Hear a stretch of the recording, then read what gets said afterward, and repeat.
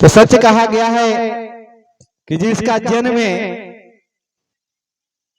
अच्छे मुहूर्त में हो और पूरे भारत में दीपोत्सव मनाया जाए, वह महामानव तो होगा ही, वह महान आत्मा तो होगा ही। हमारे साहेब जी के ऐसी मुहूर्त में जन्म हुई कि रात में पूरा भारत जगमगा गया दीप से, और वो भी हमारे साहब जी ऐसे जगमगाए दीपक जलाकर शिव सीता के पहचान ऐसा दिया कि पूरा भारत नहीं पूरा विश्व में दीपक जलाए। हमारे साहब श्री पूरा विश्व में दीपक जलाए ना। आज एक भाई का घोषणा करना, एक बहन की घोषणा करना, यानी एक दीपक जलाने के बराबर होती है, एक दीपक जलाने की बराबर होती है। तो पूरे गांव में, देहात में, शहर में, जंगल में, पूरा भारत में, विश्व में शिव चर्चा का दीपक जल रही है। तो ये साहेब जी का दिन है जो दीपावली के दिन उनकी जन्म हुई है। आप भी साहेब जी के ऐसा काम करिए, साहेब जी का जो छूटा हुआ काम बच गया है महादेव का काम, वो हम लोग मिल के करें। आओ चलो शिव की ओर में। हमारे साहेब जी ने लिखा है कि हर मनुष्य को, हमारे जो शिव सीता में भाई बहन हैं, उनका धड़कन एक हो। जब किसी का एक धड़कन धड़के तो हम लोग को भी धड़कना चाहिए कि मेरे भाई है, मेरी बहन है, इनका धड़कन हो रहा है, इनको इलाज की जरूरत है, इनको सहायता की जरूरत है। दीदी चर्चा सुनिए, साहेब जी की चर्चा हम दे रहे हैं। धड़कन एक हो, विचार एक हो। हम सभी का जब कहें गुरु का कार्य होता है गांव में, तो शिव सीता है, तो हम सबका एक विचार होना चाहिए, इनकी अलग अलग चलने वाला विचार होना चाहिए। शिव चर्चा को तोड़ना वाला विचार नहीं होना चाहिए। बहुत ऐसे गांव में सुनते हैं कि कुछ गुरु बहना लोग शिव चर्चा करने के लिए घूमती है, चलती है, तो कुछ गुरु बहना लोग कहती है कि तू तो नाम कमाई थी, तो हम चर्चा में पैसा देबो ना देबो ना सहयोग करबो। एक शिव शिष्या का ऐसा विचार नहीं होता है। बहुत गांव में हम ऐसा सुनते हैं। हम लोग को धड़कन एक होना चाहिए शिव गुरु प्रति, हम लोग का विचार एक होना चाहिए, हम लोग को सभा एक होना चाहिए, सभा एक होना चाहिए। जैसा भी हम लोग बैठे हुए हैं ना, तो यहाँ हम लोग की सभा एक है। साहब जी बहुत सुंदर बात बताए, बहुत अच्छा चीज दिए कि इस सभा में ना हम लोग जात है और ना कोई हम लोग धर्म है। इस सभा में ना हम लोग का कोई जात है और ना धर्म है। धर्म तो एक, तो शिव चर्चा सनातन धर्म है, चाहे वही है, हमारा एक ही जाति है। हम क्या हैं? शिव शिष्या भाई और बहन, हम एक ही गुरु का शिष्य हैं। हमारा यही धर्म है, हमारा यही जात है, हमारा शिव चर्चा एक धर्म है। हमको धर्म है कि हम शिव को गुरु माने हैं, तो ये शिव से हमको ज्ञान सीखना है। शिव को गुरु माने हैं तो शिव से पढ़ना है, मेरा यही धर्म है। मानो तो किसी एक को मानो, तो पूरी तरह से मानो, पूरे विचार से मानो, पूरे हृदय से मानो, वही मेरा सबसे बड़ा भक्ति है और वही सबसे मेरा बड़ा धर्म है। इससे बड़ा कोई धर्म नहीं है। और नहीं तो मानवे मत करो, नहीं तो मानवे मत करो। मेरी बहन, मेरी चर्चा को समझ रहे ना? मानवे मत करो, नहीं तो मानो तो दिल से मानो कि गुरु मेरा पढ़ाई भी और मेरा जीवन का कल्याण भी करे और दुख दालिदर को भी हरण करे। हम सीखे तो अपने गुरु से सीखे, महादेव से सीखे। 27 जुलाई 1952 में हमारे दीदी की जन्म होती है।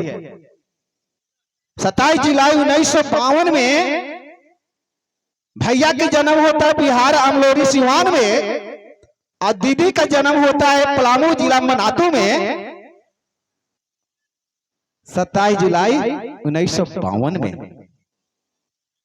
पिता का नाम बैचू सिंह मवार, और प्रथम पुत्री के रूप में उन्होंने जन्म लेते हैं। देखिए महादेव की दया कि दोनों कैसे, दोनों का सुजनी जुड़ता है। साहेब जी वहां, दीदी यहाँ, दोनों के सुजनी जुटी और दोनों से प्रेम विवाह रचाया गया, एक दूसरे का हो गए, जीवन साथी बन गए। और दोनों शिव भक्त, यहाँ ये शिव की भक्ति करती है बचपन से, वहाँ वो शिव की भक्ति करते हैं, वहाँ वो अनेकों गुरुओं से चलते हैं, अनेकों गुरुओं से ज्ञान लिए, अनेक काम किए, शमशान में साधना किए। अंत में महादेव को गुरु बनाए। और यहाँ शुरू से हमारा दीदी नीलम दीदी महादेव की भक्ति करती है। हरेंद्र भैया तो बाद में आए महादेव की भक्ति करने, लेकिन शुरू से भक्ति कौन किया? आप, यानी शक्ति मेरे दीदी। और दोनों से महादेव मुझे मिला दिए और दोनों को जीवन साथी बना दिए और दोनों का नाम अमर कर दिए कि जो सच्चा काम करता है ना उसको महादेव अपना नाम से पहले उसका नाम दे देता है, जो सच्चा काम करता है। हमारे साहेब जी जब गुरु बनाए महादेव को, मन ही मन तो मान लिया। जब बोले कि जब शिव जगत गुरु हो सकता है, शिव भगवान हो सकता है, तबे माता च पिता हो सकता है, तो मेरा गुरु क्यों नहीं हो सकता है? उस शमशान में बैठे बैठे अंधेरे रात में उन्होंने मन ही मन अपना शिव को गुरु बना लिया और शिव से 3 शर्त रख दिया। मेरी बहन, आप लोग को कोई शर्त रखना है तो रख दो, शिव से शर्त करना रखना है तो रख दो। मेरे साहब ने 3 शर्त रख दिया। बोला कि पहला शर्त मेरा यही है कि मैंने तो तुझे गुरु मान लिया है, लेकिन तुम आसमान से टपकोगे, जिस रूप में फोटो में दिखते हो उस तरह से दिखोगे तो हम तुमको गुरु नहीं मानेंगे, हम तुमको गुरु नहीं मानेंगे। दूसरा शर्त यह है कि महादेव अगर किसी मानव के रूप में आके कहोगे कि मैं तेरा गुरु हूं तो मैं नहीं मानूंगा, मैं आपको नहीं मानूंगा। और तीसरा शर्त मेरा यह है कि मैं बहुत पढ़ा, मिडिल स्कूल में पढ़ा, रेगुलर स्कूल में पढ़ा, बहुत गुरु मिले, बहुत खराब भी मिले तो अच्छे भी मिले, बहुत भक्ति किया, बहुत साधना किया, लेकिन अब जब गुरुए बदल दिया, जब महादेव को अपना गुरु बना लिया, स्कूले बदल दिया, तो जो पिछले जो मैं करता था, जिसका पूजा करता था, जिसका पाठ करता था, जिसको मानता था, अब जो पिछले कर्म हम नहीं करेंगे, अब जो तुम बताओगे मैं वही करूंगा। जब हम गुरु बदल दिए ना, तब इस गुरु से हमको सीखना है। जब स्कूल बदल दिए तो वहां ना पढ़ना हमको। तो महासाहेब जी ने 3 शर्त रख दिया महादेव के प्रति कि अब हमारा गुरु महादेव हुए तो अब बिना बताए, अगर जो गुरु हमारे बताएंगे मैं वही मार्ग पर चलूंगा और जो गुरु कहेंगे मैं वही करूंगा, हम दूसरा काम नहीं करेंगे, ना पूजा करेंगे, ना पाठ करेंगे, ना किसी को गुरु बनाएंगे, ना कहीं पढ़ने जाएंगे। अब जो मेरे गुरु महादेव पढ़ाएगा इन्हीं की स्कूल में हम पढ़ेंगे। तो आप लोग भी शर्त रख सकते हैं। जब आपने शिव को गुरु बना लिया है तो शिव से कहो कि हे महादेव आपको मैंने गुरु बनाया है, अब आपके स्कूल में हम पढ़ेंगे, हम दूसरे का स्कूल में नहीं पढ़ेंगे। आप जो पढ़ाओगे मैं वही पढ़ूंगा, आप जो बताओगे मैं वही दूसरे को बताऊंगा, हम तीसरा काम चौथा काम नहीं करेंगे। अब साहेब जी ने 2 साल 3 साल 4 साल 5 साल बिता दिया, दूसरे को बताया भी नहीं। अब साहेब जी ने सोचा कि अगर मनुष्य गुरु होता तो मनुष्य अगर नहीं सिखाता तो मैं उसको जाके पकड़ लेता, लेकिन अब तो महादेव को गुरु बना लिया है, ना वो शरीर में है, ना हाथ में है, ना भगवान के रूप में है, और ना ही मानव के रूप में है। हम किसको पकड़ेंगे अगर उसको दया नहीं होगा तो? अब हम किसी को कैसे बताएं? कुछ दिन हो गया तब उनको अनुभूतियां आने लगी, महादेव उनको मन में पढ़ाने लगे, सिखाने लगे। धीरे धीरे नमः शिवाय का उच्चारण होने लगा, धीरे धीरे उनकी चर्चा का उच्चारण होने लगा, धीरे धीरे दया की उच्चारण होने लगा। इस तरह से दया चर्चा नमन 3 सूत्र मिला और कहा हरेंद्र तुम जो करते हो दूसरे को करने को कहो। आज वही नतीजा है कि साहब जी को 3 सूत्र महादेव ने दिया और हम सबों को दिया, और हम लोग पढ़ा रहे हैं और पढ़ने का प्रयास कर रहे हैं। अगर कोई बच्चा पढ़ता है स्कूल में, तेज तरार रहता है, तो क्या करता है पता है? ट्यूशन खोल देता है। कि बच्चे को पढ़ाएंगे तो रियाज होते रहेगा और खुद हम पढ़ते रहेंगे। उसी तरह से हम लोग क्या हैं, एक गुरु का क्लास है, गुरु के क्लास में आए हैं, कुछ बोलने के लिए सीख रहे हैं तो कोई सिखा भी रहे हैं, यानी रियाज होते रहता है। ते मेरी बहन, आप लोग भजन के दुनिया में डूबने का कोशिश मत कीजिए। भजन में डूबना है तो बीच बीच में डूबते जाइए, काम करिए, लेकिन चर्चा की दुनिया में डूबिए। साहेब जी का जो उद्देश्य है वो काम कीजिए। पहला सूत्र में कहा गया है कि हे शिव आप मेरे गुरु हैं। जैसे ही मैं शिव को गुरु बनाया और मुझे कहा गया कि आपको दया मांगना है मन ही मन। हमारे दीदी लोग क्या करते हैं, मंच पर आ जाएंगे, गुरु मंच पर, आप पूरे किसी न किसी को शिकायत करेंगे। नहीं, शिकायत नहीं करना है। हमें क्या कहा गया है, मन ही मन गुरु की से दया मांगना है। गुरु से दया मांगना है, मंच पर आना है तो दया की बात बताना है। जो गुरु ने दया किया वह बात को बताना है, तब लोगों को विश्वास होगा। अगर कोई गुरु बहना, दीदी ध्यान दीजिए, अगर कोई गुरु बहना आपको दुस्ता है कि ऐसे मत करो, वैसे मत करो, तुम ये हो, तुम वो हो, यहाँ आओगे ना तो और बवंडर होगा और झगड़ा होगा। अगर सच्चा आप शिष्य हैं, आपको लगता है कि मैं शिव का काम करती हूँ, शिव से हम दया मांगते हैं, शिव से मेरा प्यार है और मुझसे भी शिव प्यार करता है, तो उस शिव से कहो, उस शिव से कहो कि हे शिव हम आपके काम करने चलते हैं, पाप तो नहीं करते हैं, अधर्म तो नहीं करते हैं, लेकिन अगला जो कहती है मेरे बारे में निंदा करती है, उसको सद्बुद्धि दे दो, उसको ज्ञान दे दो कि हमको निंदा ना करे, वो भी आपके पास आवे और आपका काम करे। उसके लिए भी दया मांग लो महादेव से। एक दिन ना एक दिन देखना कि वह तेरे साथ आएगा। जो बच्चा कह दिया कि शिव चर्चा में ना जाएंगे, शिव को गुरु ना बनाएंगे, तो उस समय आपको नाराज होना चाहिए, खुश होना चाहिए? खुश होना चाहिए कि नहीं जाना है बच्चा? हाँ, जैसे आप बोले कि हम नहीं जाएंगे स्कूल में, तो समझ जाओ कि आपका काम सफल हो गया। खुश होना चाहिए कि आज ना कर रहा है तो कल महादेव के शरण में जरूर जाएगा, यह महादेव के पास जरूर पहुंचेगा। लेकिन जौन बच्चा से खाली बार बार कहो कि शिव को गुरु बना लीजिए ना, शिव को गुरु बना लीजिए ना, 3 सूत्र लीजिए ना, और कुछ ना बोले, तो समझ जाओ बड़ा खतरनाक है सलाह, वो बहुत खतरनाक है। उस शिव को गुरु नहीं बनाएगा और ना आपको बात मानेगा। लेकिन जो कह दिया कि हम शिव को गुरु ना बनाएंगे, तो एक दिन महादेव के शरण में जाएगा। जो गुरु बना कह दिया कि हम शिव चर्चा ना करवाओ, ना जबाओ, तो समझो कि एक दिन तोर साथ हुआ आ जतो। तो गुरु बना ये ध्यान दीजिए, कहा गया है कि लोहा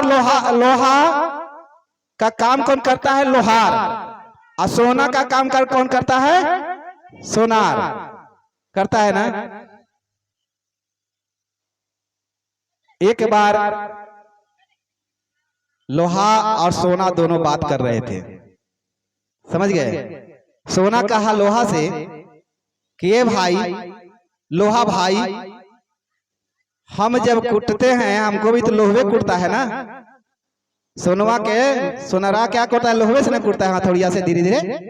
तो हम दर्द नहीं देते हैं, और तुमको जब कूटा जाता है लोहा से तो बड़ा हल्ला करते हो, बड़ा दर्द देता है तुमको, बड़ा तुम हल्ला करते हो। जब लोहा पर मारिएगा हथौड़ा ढाए ढाए तो आवाज करबे ना करेगा? आखिर तुम भी कूटे जाते हो लोहा से, हम भी कूटे जाते हैं, लेकिन हम आवाज नहीं देते हैं, तुम आवाज क्यों देता है? तब लोहा कहता है सोनार से, ए भाई थोड़ा गौर से सुनना, दूसरे कोई अगर दर्द देता है तो आवाज नहीं निकलता है, लेकिन अपना कोई दर्द देता है तो बड़ा आवाज निकलता है। इसलिए मेरा लोहा मुझे ही कुट रहा है तो आवाज तो निकलेगा ना। लेकिन हम ये लोहा एक सोना का कुट रहा है, तो सोना तो लोहा नहीं है, तो आवाज तो नहीं निकलेगा, वो धीरे धीरे कुटेगा। तो कहने के मतलब यह है कि अगर आपका बेटा आपका माई को दुख देगा, माई को तड़प देगा, तो आवाज निकलेगा कि नहीं निकलेगा? आपका बेटा अपने माई बाप का दुख देगा तो आवाज निकलेगा नहीं निकलेगा, आ निकलेगा कि नहीं निकलेगा। लेकिन वही बेटा को अगर दूसरे माँ के पास जा करके और बात करेगा तो ना आवाज निकलेगा और ना आह भी निकलेगा। निकलेगा बड़ा कहेगा कि ये तो सास माई हती रे, थोड़ा सा बैठाओ ना, अच्छा अच्छा खिलाओ ना। लेकिन वही मैया को कहिएगा कि ना ना ये हट हट हट हमारे सास माई आयल है, क्योंकि वो तो जन्मदाता ना तू, वो कर्म के माँ तू, तो पत्नी के माँ तो उम्र आवाज निकले, माई जो जन्म दो में आवाज निकले। तो जो माता जन्म देती है, माँ बाप जन्म देते हैं, बेटा अगर बदनामी करता है तो आवाज तो निकलना ही है। तो वही लोहा बोला कि जितना अपन दूसरे को दर्द देने से दर्द नहीं होती, उतना अपने लोग जो दर्द देते हैं तो बहुत बड़ा दर्द होता है, बहुत बड़ा दर्द होता है। तो उसी तरह जब हम शिव का शिष्य बने हैं और शिव का शिष्य होकर अगर एक शिव शिष्या को शिव शिष्य दर्द देता है तो बड़ा आह आता है। आता है कि आता है कि शिव शिष्यता हो करके गुरु का शिष्य बन करके और शिव शिष्यता में बदनामी कर रहा है, हमको बदनाम कर रहा है। ऐसा काम नहीं होना चाहिए, दर्द वाली काम नहीं होना चाहिए। ऐसा काम करो कि महादेव तुम पर खुश हो जाए और तेरा भी नाम नीलम जैसा हो जाए और भैया का भी नाम हरेंद्र जैसा बन जाए। हरेंद्र भैया बोले कि हम तो जा रहे हैं दुनिया से, जब जा रहे थे तभी हम थे वहां, और जब उनका काम क्रिया हो रहा था तभी थे हम वहां, और हर पुण्यतिथि में जाते भी वहां।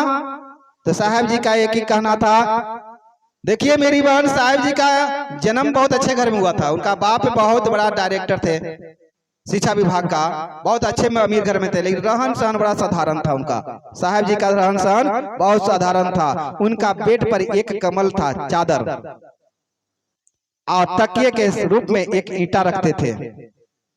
साधारण सा जिंदगी जी करके आज हम सबको जो उपहार दिया है, जो हम सबको धन दिया है, वो कोई आज तक महामानव नहीं दिया था।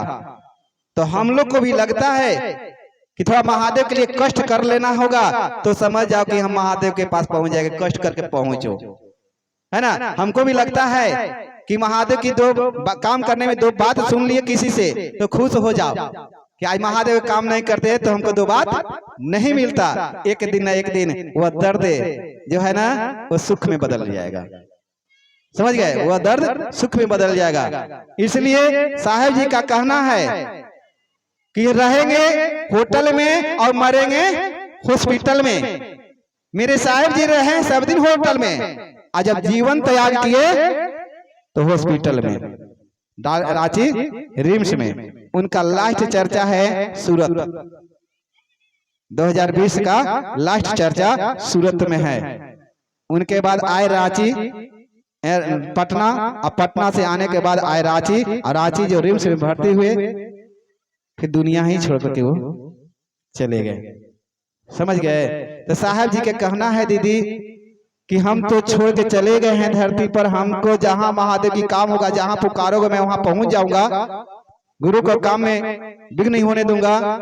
और जब हम लोग चर्चा करते हैं तो महादेव को और भैया दीदी को आवाहन करते हैं, और जो बचा हुआ काम को जो पूरा करने के लिए चलेगा दीदी या भैया हम लोग के साथ मिल करके, तो वहां पर समझो कि मेरे तीन शक्ति चलेगा, साहेब जी, हरेंद्र भाई साहेब जी और नीलम दीदी और महादेव।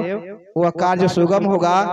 हम लोग को ये नहीं देखना है कि कौन गुरु भाई आ रहा है, कौन गुरु भाई नहीं आ रहा है, कौन ताली बजवाता है, कौन ताली नहीं बजवाता है। हम लोग को ये देखना है कि हमको अच्छा ज्ञान कहाँ मिलेगा, हमको धरती शुद्ध कैसे होगा, हमारा जीवन कैसे शुद्ध होगा। यह मंदिर हमारा अगरबत्ती है, यह अगरबत्ती जले तो कैसे जले और क्या मिले। शिव चर्चा क्या है? शिव चर्चा यही है कि शिव मेरे गुरु हैं और चर्चा देने वाला ज्ञान दाता है। यही मेरा चर्चा है। इस शिव गुरु चर्चा में यानी स्कूल में बैठ करके हम ज्ञान ले सकते हैं और ज्ञान के माध्यम से अपना परिवार को सुधार सकते हैं, अच्छे जगह पर ले जा सकते हैं। समझ गए? तीन सूत्र क्या है? तीन सूत्र मेरे गुरु तक पहुंचने का रास्ता है। जो हम ये तीन सूत्र को ढंग से कर लेंगे तो तीन सूत्र में कोई खर्चा भी नहीं है। अपने घर में कीजिए, अपने जहां पर है वहां पर कीजिए। जैसे भी चर्चा में आ रहे हैं तो कोई 2 किलोमीटर से आ रहा है, कोई 5 किलोमीटर से आ रहा है, घर पर नमः शिवाय न किए तो गाड़ी में भी कर लीजिए ना, चलते फिरते कर लीजिए, चलते फिरते दया मांग लीजिए, और आपने 4 गुरु बना है चर्चा कर लीजिए। गुरु के 3 सूत्र हो गया, वह 3 सूत्र हो गया। अब बस इस चर्चा में आइए तो हाला गुला मत कीजिए, चुपचाप बैठिए और भैया क्या बोल रहे हैं, दीदी क्या बोल रहे हैं उसको सुनिए। यहाँ आन के गोड़ लगेंगे तो ही गुरु आपको खुश नहीं होंगे, आप वहां से भी गोड़ लगेंगे तो गुरु खुश हो जाएंगे। देख रहे हैं, एक बार खाली हम दीपक जला करके छोड़ दिए कि महादेव की शरण में एक बार दीपक जला दीजिए और उसके बाद हम लोग चर्चा में बैठ जाइए, है ना, आराम से। तो गुरु क्या है, हमारे प्रकाश देने वाले हैं। दीपक क्या है, जब दीपक जब जलती है तो कहाँ जाती है पता है? दीपक जलती है तो क्या बताती है? सीधे ऊपर जाती है कि एक के दिन सबको ऊपर जाना है। ऐसा अच्छा ऐसा काम करो कि ऊपर से लेके नीचे तक जस ही जस फैल जाए, यानी प्रकाश ही प्रकाश फैल जाए। उसका ज्योत हमेशा ऊपर मारता है ना। तो अच्छा काम करने के लिए हम लोग काम गुरु को पकड़े हैं, अच्छा स्कूल पकड़े हैं, अच्छा मास्टर पकड़े हैं, तो इस स्कूल में नाम दर्ज कराएंगे तभी पढ़ेंगे। और जब नाम दर्ज करा लिए तो गुरु से दिए हुए 3 सूत्र जो मिला है उस 3 सूत्रों को पालन करेंगे, ढंग से करेंगे, और गुरु जो कहेगा वह काम करेंगे, आज्ञा का पालन करेंगे, मन संचालन द्वारा जो आज्ञा मिलता है उसका पालन करेंगे। तो एक दिन न एक दिन हमें गुरु अवश्य दर्शन देंगे और मेरा जीवन सफल हो जाएगा। चलिए मैं इतना ही कहकर मैं अपनी वाणी को